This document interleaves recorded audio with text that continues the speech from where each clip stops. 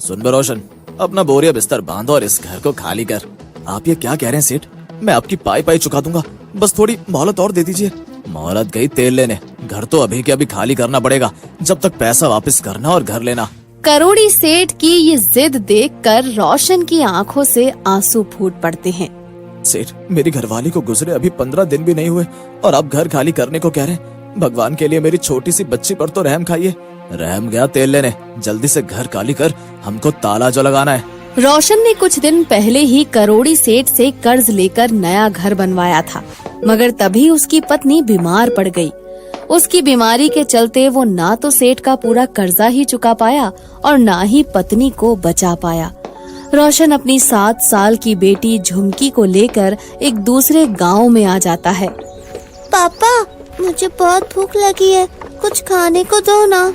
यहाँ तो कुछ है नहीं बिटिया, थोड़ा आगे चलकर देखते हैं, हो सकता है कुछ खाने को मिल जाए। ये कहकर रोशन और झुमकी कुछ आगे आते हैं तो उनकी नजर गुड्डी की दुकान पर पड़ती है। गुड्डी गर्मा गर्म गुलाब जामुन बेच रही थी। सुनिए, बच्ची को बहुत भूख लगी है, 1-2 गुलाब जामुन मिल सकते हैं क्या? ये पूरा इलाका में गुड्डी का गुलाब जामुन मशहूर है साहब। अरे गुड्डी गर्मा गर्म गुलाब जामुन बेचती है। हाँ, अरे इक्का दुक्का गुलाब जामुन का लेंगे साहब, लेना है तो 5-10 ले लो। पर मेरी जेब में तो 2 रुपए का सिक्का ही बचा है। ये सुनते ही गुड्डी गिरगिट की तरह रंग बदल लेती है। का? अरे 2 रुपया में तो आधा गुलाब जामुन भी नहीं आवे है साहब। अरे पगलवा गया है का? चल फुट ले यहाँ से। गुलाब जामुन ही तो है, फिर इतना घमंड क्यों? हाँ, अरे गुलाब जामुन का मिट्टी से बनता है जो फ्री में बांट दे। हाँ, ये गुड्डी का घमंड तो कोई ना तोड़ पावेगा। हाँ। गुड्डी की इस बात पर झुमकी कहती है, पापा यहाँ से चलो, ये आंटी तो बहुत खराब है। रोशन झुमकी को लेकर गांव में आता है तो उसे सुधा नाम की एक दयालु औरत मिलती है। सुधा झुमकी और रोशन दोनों को भरपेट खाना खिलाती है। बहन, आपने हमें खाना खिलाकर बड़ा उपकार किया है। बहन कहते हो और फिर भी ऐसी बातें करते हो क्यों भाई? क्या बहन अपने भाई को खाना खिलाकर उपकार नहीं करती? भूल हुई बहन, माफ करना। ये कहकर रोशन झुमकी को लेकर जाने लगता है तो सुधा कहती है, सुनो भाई, मैं इतनी अमीर तो नहीं हूँ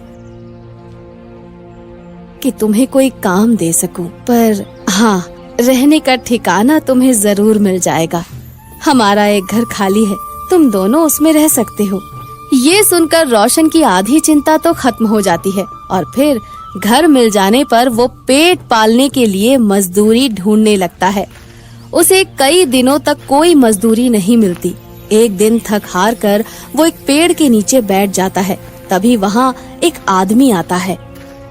सुनो भाई, तुम यहाँ मुंह लटकाए क्यों बैठे हो? बताओ, क्या मैं तुम्हारी कोई मदद कर सकता हूँ? उस आदमी के ये कहने पर रोशन उससे अपनी मजबूरी बताता है तो वो आदमी कहता है, मजदूरी तो तुम्हें मिल गई समझो। वहाँ जंगल के पास मेरी छोटी सी जमीन है, तुम शाम तक उसकी खुदाई कर दोगे तो मैं तुम्हें पूरी मजदूरी दूंगा। रोशन इस काम के लिए खुशी खुशी तैयार हो जाता है और जमीन की खुदाई करने लग जाता है, मगर तभी उसका फावड़ा किसी पत्थर जैसी कठोर चीज से टकराता है। लगता है कोई पत्थर होगा, पहले इसे निकाल लेता हूँ। रोशन अपने हाथों से धीरे धीरे मिट्टी हटाता है तो उसे एक तांबे की परात नजर आती है। वो परात को मिट्टी से निकाल लेता है। परात तो बहुत पुरानी है, पर है तांबे की। तभी वो आदमी वहाँ पर आ जाता है। रोशन उसे परात दिखाते हुए कहता है, आपके खेत से ये तांबे की पुरानी परात निकली है, इसे आप रख लीजिए। अरे इसका मैं क्या करूँगा, इसे तुम ही रखो, तुम गरीब आदमी हो, तुम्हारे किसी काम आ जाएगी। रोशन तांबे की परात लेकर शाम को घर आता है तो झुमकी कहती है, पापा देखो, मैंने मिट्टी से गोल गोल गुलाब जामुन बनाए हैं। लगता है तू गुलाब जामुन को अभी तक भूली नहीं। चल मेरे साथ, मैं आज तुझे गुलाब जामुन खिला कर लाता हूँ। नहीं पापा, मुझे उस आंटी के गुलाब जामुन नहीं खाने। ये सुनकर रोशन चुप हो जाता है और तांबे की परात को एक तरफ रखकर आराम करने के लिए लेट जाता है। उधर झुमकी परात को लेकर खेलने लगती है।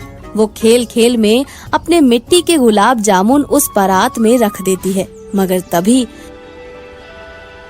हैरान रह जाती है। मिट्टी के गुलाब जामुन एकाएक असली के गर्मा गर्म गुलाब जामुन में बदल जाते हैं। झुमकी खुशी से चिल्लाने लग जाती है, पापा जल्दी आओ, पापा जल्दी। क्या हुआ, क्यों चिल्ला रही है? ये देखो पापा, गरम गरम गुलाब जामुन। अरे ये पुरानी परात एकाएक इतनी कैसे चमकने लगी, और ये गुलाब जामुन कहाँ से आए?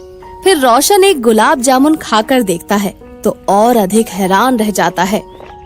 अरे ये गुलाब जामुन तो बड़े ही निराले हैं भाई, स्वादिष्ट तो हैं ही, साथ में ताकत देने वाले भी हैं। इसके खाते ही सारी थकावट मिट गई। फिर झुमकी रोशन को सारी बात बताती है तो उसे तांबे की परात का रहस्य समझने में देर नहीं लगती। लगता है ये परात मिट्टी की चीजों को असली चीजों में बदलने वाली जादुई परात है। यही सोचकर रोशन परात से गुलाब जामुन निकालकर उसमें मिट्टी की कई चीजें रखता है, मगर कोई भी चीज असली नहीं बनती। फिर वो मिट्टी का गुलाब जामुन बनाकर उसमें डालता है तो वो झट से असली गुलाब जामुन बन जाता है। अब समझा, ये तो मिट्टी के गुलाब जामुन देने वाली जादुई परात है। ये चमत्कार हाथ लगते ही रोशन को गुड्डी की याद आती है और वो मन ही मन सोचता है, अब तो मैं उस गुड्डी का घमंड तोड़ कर ही रहूंगा। ये मिट्टी की जादुई गुलाब जामुन उसका सारा घमंड तोड़ देंगे। अगले ही दिन से रोशन गुड्डी की दुकान के सामने ही अपनी गुलाब जामुन की दुकान लगाकर बैठ जाता है। ये देखकर गुड्डी को हैरानी होती है और वो रोशन का मजाक उड़ाते हुए कहती है, लो अब ई चिरकुट गुलाब जामुन बेचेगा। तू अपने आप को एक गुड्डी से बड़ा हलवाई कब से समझने लगा रे? कल शाम से। ये कहकर रोशन गुड्डी से जबान लड़ाना बंद करके ग्राहकों को आवाज लगाने लगता है, आओ भाई आओ, स्वादिष्ट और थकान मिटाने वाले गर्मा गर्म गुलाब जामुन खाओ, 5 रुपए के 5 गुलाब जामुन। ये सुनते ही ग्राहकों के कान खड़े हो जाते हैं। अरे 5 रुपए का 5 गुलाब जामुन, रे इतना सस्ता दे रहा है? और चलो ना चंपा, एक बार खाकर तो देखें ऐसा कैसा गुलाब जामुन बेच रहा है ये। उधर रोशन की गुलाब जामुन का रेट सुनकर गुड्डी भी हैरान हो जाती है। अरे सुन रे, मिट्टी का गुलाब जामुन बेच रहा है का? हाँ, मिट्टी के ही बेच रहा हूँ। फिर तो देखते ही देखते सब ग्राहक रोशन की तरफ मुड़ जाते हैं और गुड्डी की दुकान पर कोई भी नहीं आता। ये देखकर गुड्डी को ग्राहकों पर बड़ा गुस्सा आता है। अरे कोई तो हमारे पास भी ठहरो, आखिर उसके गुलाब जामुन में ऐसा क्या है रे? उसके गुलाब जामुन में जादू है गुड्डी, जैसे तू नहीं समझ सकती। उस दिन के बाद रोशन के मिट्टी के गुलाब जामुन दूर दूर तक प्रसिद्ध हो जाते हैं। वो रोज मिट्टी के ढेर सारे गुलाब जामुन बनाता और उन्हें तांबे की परात में रखकर असली के गुलाब जामुन में बदल देता। लो, मिट्टी के गुलाब जामुन बन गए असली के गुलाब जामुन। कुछ ही दिनों में रोशन की दुकान चल निकलती है और गुड्डी की दुकान बंद होने पर आ जाती है। अब तो पानी सर से ऊपर जाने लगा है, कछु तो करना ही पड़ेगा। अब तो ई रोशन का दुकान बंद होएगा। हाँ, यही सोचकर गुड्डी रोशन की दुकान को बंद कराने के लिए कुछ बदमाश भेजती है। चल बे, उठा अपना सामान और यहाँ पर गुलाब जामुन बेचना बंद कर। क्यों भाई, कोई जबरदस्ती है क्या? जिंदा नहीं रहना क्या?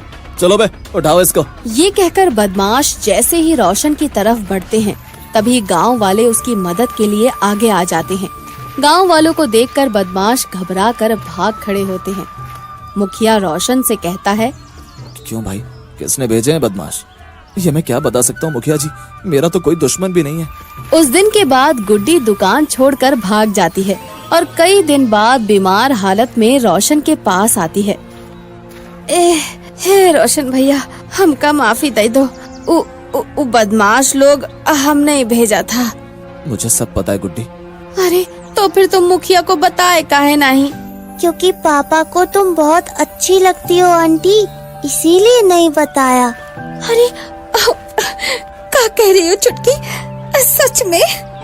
ये कहते कहते गुड्डी बेहोश हो जाती है और जब उसे अस्पताल में होश आता है तो वो मन से रोशन की हो चुकी होती है।